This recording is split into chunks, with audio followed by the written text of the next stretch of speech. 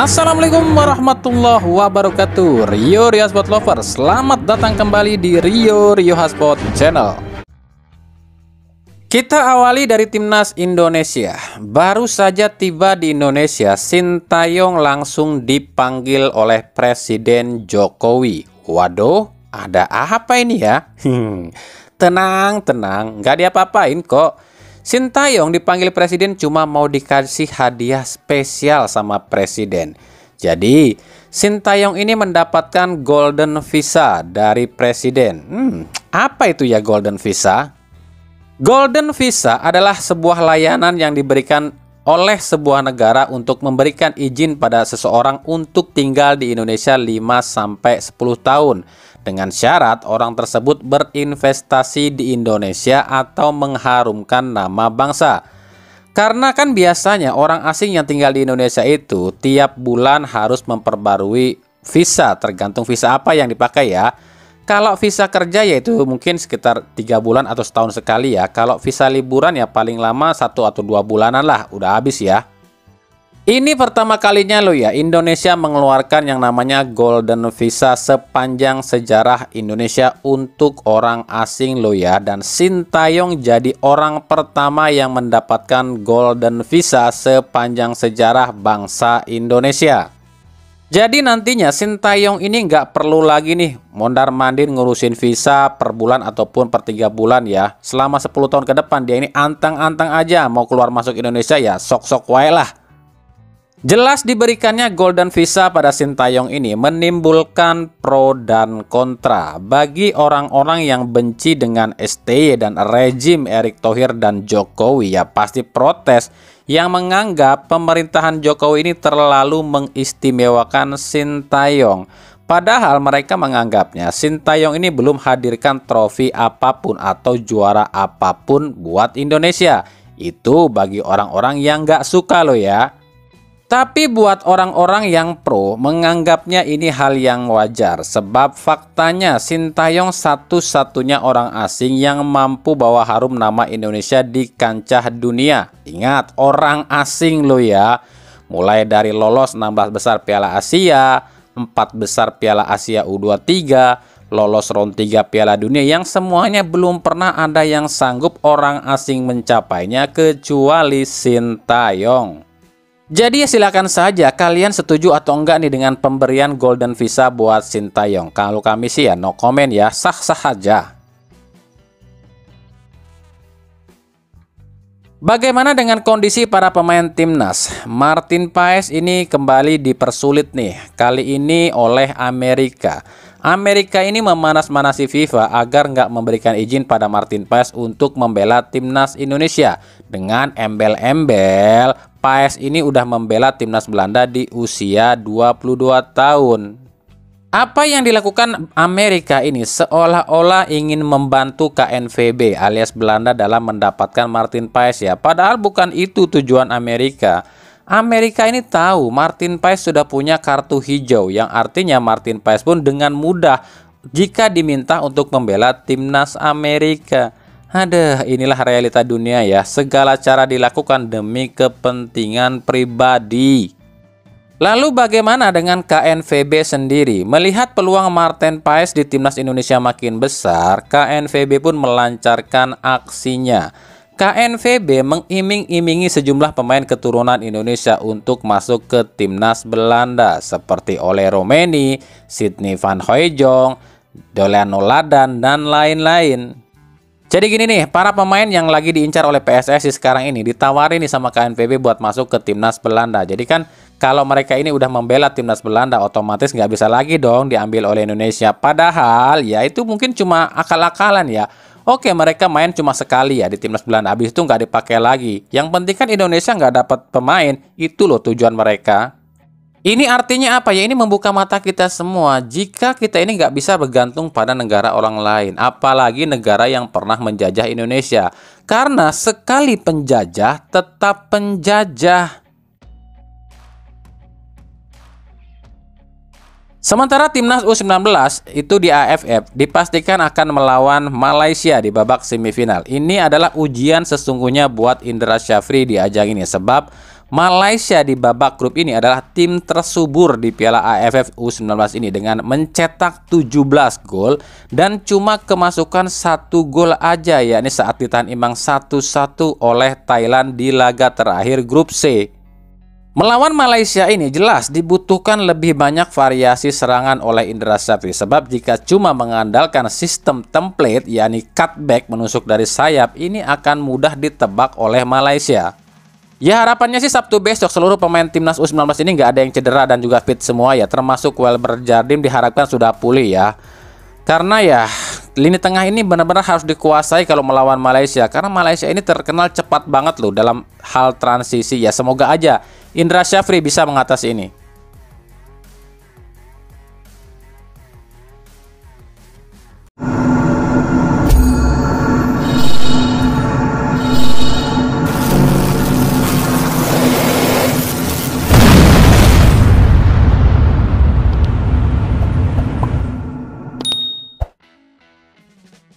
Sebelum kita ke Liga 1, kita ke Liga 2 dulu ya.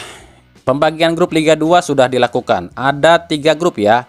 Grup 1 berisikan 9 tim, grup 2 berisikan 9 tim, dan grup 3 berisikan 8 tim. Di grup 1 ada Persiraja, PSMS, PSPS, Sriwijaya FC, PSKC, Persikota, Dejan FC, Persikabo, dan FC Bekasi. Di grup 2 ada Persikas Subang, Persekat, Bayangkara FC, Persijap, Persiku, Persipa, PSIM, Nusantara United, dan Adiaksa Farmel.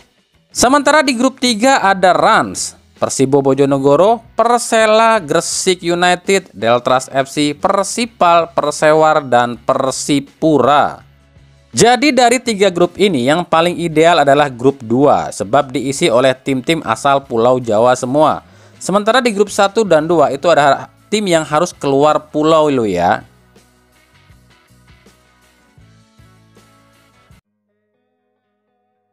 Kita ke Liga 1.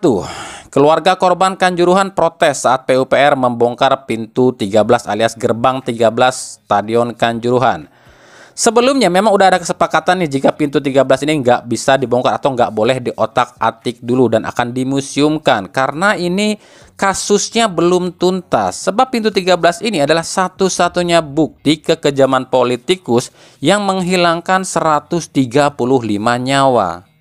Para korban Kanjuruhan mengaku, kenapa sudah 2 tahun lebih tapi kasus ini belum juga terbongkar siapa pelaku utamanya, tapi malah stadionnya udah direnovasi. Ya inilah fakta dan realita di negara Indonesia. Di saat pelaku kriminal itu adalah orang dalam atau aparat atau pejabat instansi, ya akan sangat susah tersentuh oleh hukum. Karena ini kan kalau dibongkar total nih, kasus Kanjuruhan ini dibongkar total, ini bisa melibatkan semua pihak yang kena nih.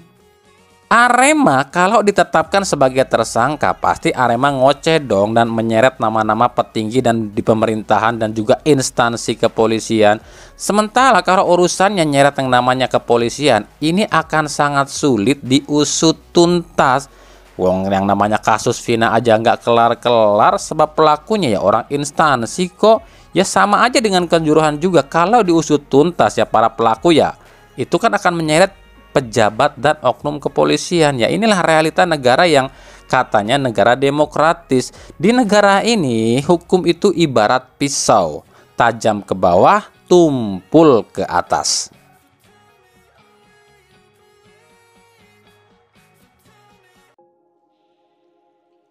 Dari Persib Bandung, berikut pernyataan Deddy Kusnandar di press conference usai laga lawan Persis Solo di Piala Presiden. Mengenai pertandingan tadi, kalau lihat hasil kita pasti kecewa dan pasti yang kita tidak harapkan. Tapi tadi bilang pelatih juga ini pre-season, kita ambil positifnya, kita ada waktu untuk persiapan Liga dan Asia, jadi bisa evaluasi dari hasil tadi. Mudah-mudahan dari hasil Piala Presiden ini untuk bisa di Liga lebih baik lagi dan di Asia. Nah gimana? Udah jelas ya? Jadi kita tunggu aja nih di Liga apakah benar seperti apa yang diucapkan oleh Boyan Hodak. Yang namanya pramusim ini tuh cuma buat uji kekuatan tim dan cari formasi dan mematangkan para pemain baru. Saya sih setuju aja ya kalau ini dijadikan ajang uji coba dan membentuk tim ya. Dan kita akan lihat nanti nih di Liga apakah akan ada evaluasi dari Hodak atau enggak nih. Apakah akan ada perbaikan khususnya di susunan pemain apa enggak. Sebab bursa transfer masih dibuka loh ya. Dari 3 laga yang dijalani di Persib di Piala Presiden, harusnya Hodak sih sudah tahu nih sisi mana yang kurang. Jadi buat para bobotoh ya, kita mengkritik boleh, tapi menghujat jangan. Seperti kami kemarin ya mengkritik Maklok, itu hal yang wajar. Sebab kalau pemain atau pelatih nggak dikritik, maka akan terlena. Kalau kata orang Sunda mah nantinya ujung-ujungnya akan sadaekna sorangan, seperti ngerasa jadi pangeran. Kemarin kita udah sedikit bahas ya, masalah utama Persib itu ada di 2 sektor, belakang dan depan. Yang paling menonjol tentu di sektor belakang. Ini kan agak aneh nih, kenapa aneh? Sektor belakang agak keropos. Padahal di Persib ada 3 pelatih yang bertipikal back.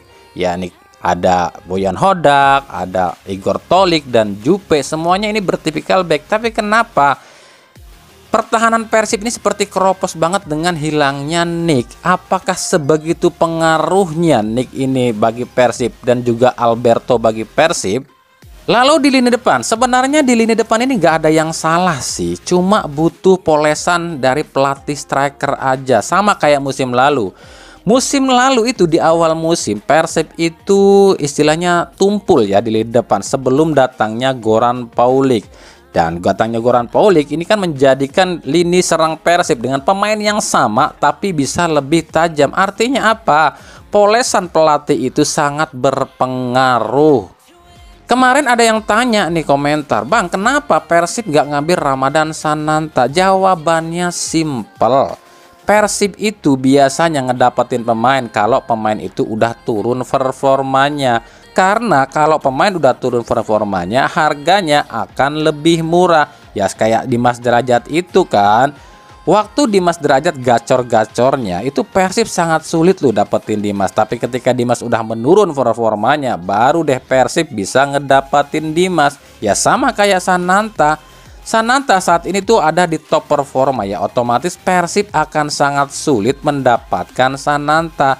Nanti kalau Sananta udah mulai melempem, baru Persib bisa ngedapetin. Ya seperti itu terus Persib dari musim ke musim. Kenapa Persib bisa seperti itu? Ya ini balik lagi ke kemampuan dan kinerja para talent scout-nya atau pencari bakatnya Persib. Para talent scout Persib ini tuh nggak pinter ngerayu ya. Wong Adam Alis aja ya itu didapetin Persib. Kalau bukan Teddy Cahyono yang ngomong langsung sama Nabil Hussein dan Nabil Hussein ngebantuin, Persib nggak dapetin tuh Adam Alis. Jadi ya sabar aja ya buat boboto ya. Dan lihat ini, apakah benar di Liga ini akan ada pembenahan dari Boyan Hodak ya. Dan apakah benar para pemain baru Persib ini bisa segera adaptasi.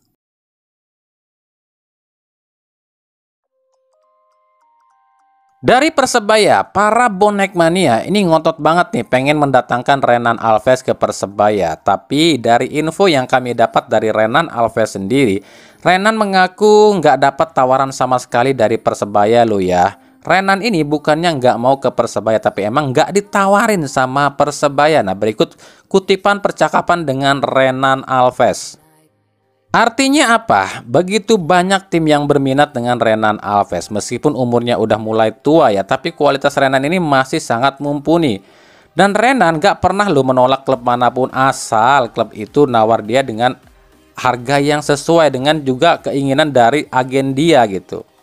Dengan harga 5,21 miliar rupiah, otomatis gaji Renan itu per bulan sekitar 1 miliar lebih lo ya. Inilah yang membuat klub-klub ini mikir 2 kali. Ingat, gaji 1M lebih itu tuh buat bersih lo ya, termasuk bonus dan lain-lain. Cuma ya itu, dengan harga 5 miliar lebih, otomatis kalau klub-klub ingin pakai 8 pemain asing, ini akan kemungkinan mengganggu yang namanya financial fair play. Kecuali kalau klub itu pakai 8 pemain asing, tapi yang 7-nya itu harganya nggak lebih dari 2 miliar, itu baru bisa pakai 8 pemain asing. Karena gajinya kalau ditotal, pokoknya intinya gini deh, 8 pemain asing itu kalau di total gajinya nggak ngelebihin dari batas financial fair play. Itu baru mungkin kemungkinan tim-tim pakai 8 pemain asing ya. Sementara jika di Persebaya itu ada 6 pemain asing yang sudah ada. Itu kalau di total harganya itu udah mencapai kurang lebih 20 miliar lebih loh ya. Dengan rincian pemain termahalnya adalah Francisco Rivera 7,39 miliar. Ditambah pemain lokal yang udah didatangkan, jumlahnya itu kalau di total harganya jadi 35 miliar rupiah, yang artinya Persebaya cuma tersisa 15 miliar aja. Dan ini akan sangat repot tuh di paruh musim kedua nanti kalau cuma punya duit sisa 15 miliar. Bisa-bisa nggak bisa beli pemain di jendela transfer nanti. Apalagi ditambah Junior Brando baru saja mengundurkan diri dari Bayangkara FC. Sementara Junior Brando pernah dirumorkan akan ke Persebaya. Maka apa jadinya Persebaya jika ditambah Renan Alves dan Junior Brando yang harganya kalau di total 2 pemain ini mencapai 11 miliar rupiah. Berarti 35 ditambah 11, 46 miliar. Persebaya cuma punya duit 4 miliar aja, dan ini nggak akan cukup loh ya.